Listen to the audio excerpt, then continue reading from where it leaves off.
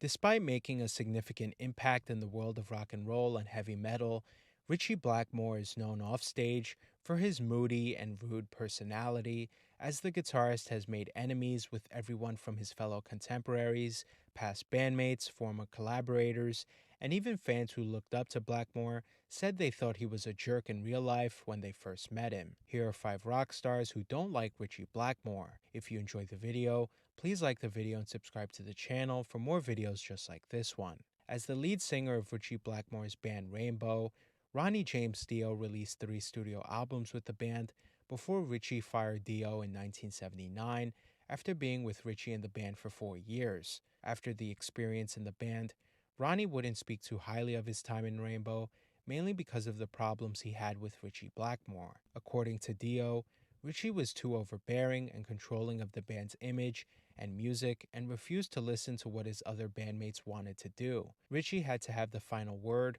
over lyrics, the musical direction, the production, and instruments and everything in between. Not to mention, Ritchie was an incredibly rude and obnoxious person towards fans, which Dio couldn't stand for. Dio believed that if fans came to their show and showed love for the band and supported the band's music, the band should be more than happy to give that love and respect back to fans. When Dio initially joined Rainbow, he liked the direction Ritchie wanted to go into and liked the heavy sword and sorcery aesthetic the band had. Unfortunately, as time went on, Ritchie became less and less open to what Ronnie and the other bandmates wanted to do, and Ritchie wanted to make more commercial and mainstream songs that were aimed to sell tickets and get the band rich. Unlike Ritchie, Dio didn't prioritize money over music and finally was on the last straw with Blackmore and left the band in 1979. According to Ronnie's wife, Wendy Dio, she said that after Ronnie was fired from Rainbow in '79, Ronnie never looked back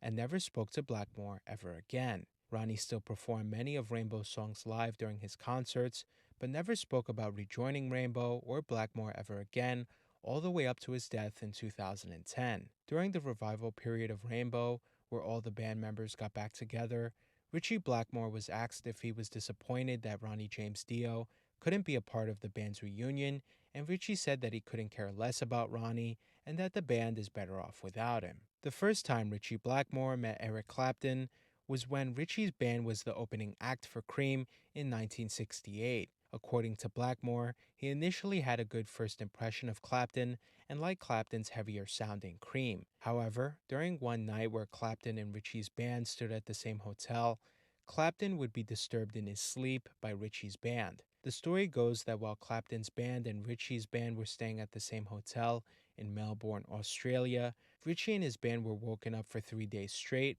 by the hotel's maintenance, who were doing construction in the hotel. Ritchie said that the band and him were so sick of it that they actually threatened the front desk, saying that if they were woken up again, they were going to bring their amps into their hotel room and play at 3 o'clock in the morning. To Ritchie's dismay, the hotel maintenance team did it again, and without hesitation, Ritchie plugged in his huge Marshall stacks and started playing the guitar really loud. Unfortunately, Ritchie actually ended up unknowingly waking up Ericclapton, who had his security team bang on Ritchie's door, insisting that he unplug his amp. Ritchie later said that he felt very embarrassed by the incident and said he had no idea that Clapton was staying next door to him.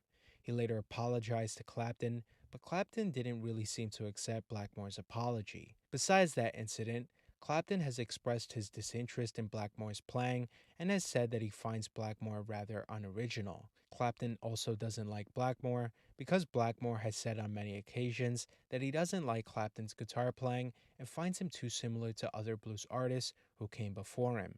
So between that and the hotel incident, Ericclapton is not a fan of Ritchie Blackmore's.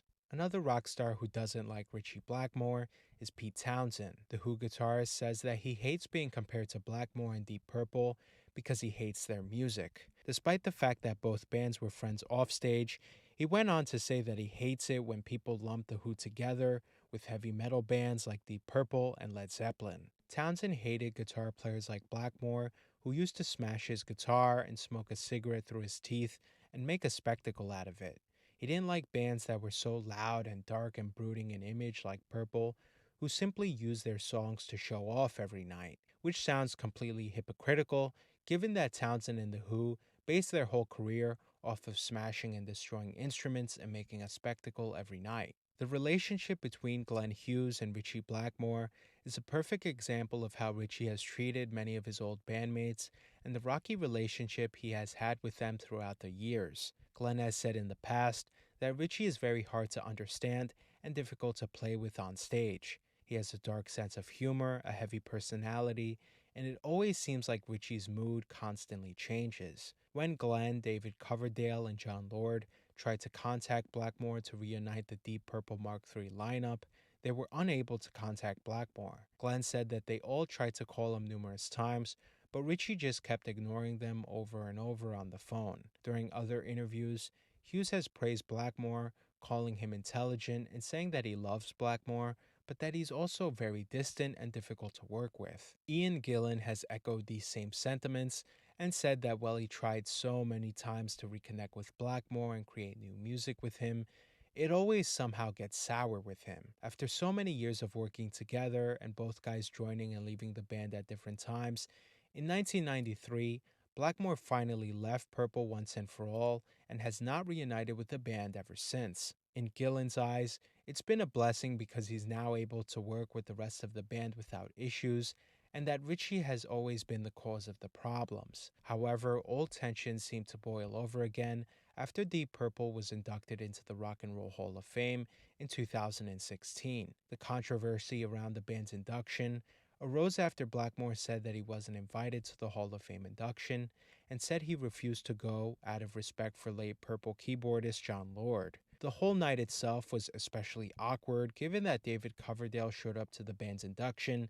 and dissed Ian Gillan for not inviting Blackmore, who was the heart and soul of the band, and protested that Blackmore should have been there. Despite the messy induction and Blackmore's absence from the event, Ian Gillan has happily moved on without Blackmore, and neither him or any of Deep Purple's past or present band members still talk to Ritchie Blackmore. In fact, very few bandmates have reached out to Blackmore in the last few decades, and Ritchie seems very happy playing with his wife in his medieval band Blackmore's Night instead of jamming with his old bandmates. Anyways, guys, are you a fan of Ritchie Blackmore? Have you or anyone you know ever met Ritchie Blackmore?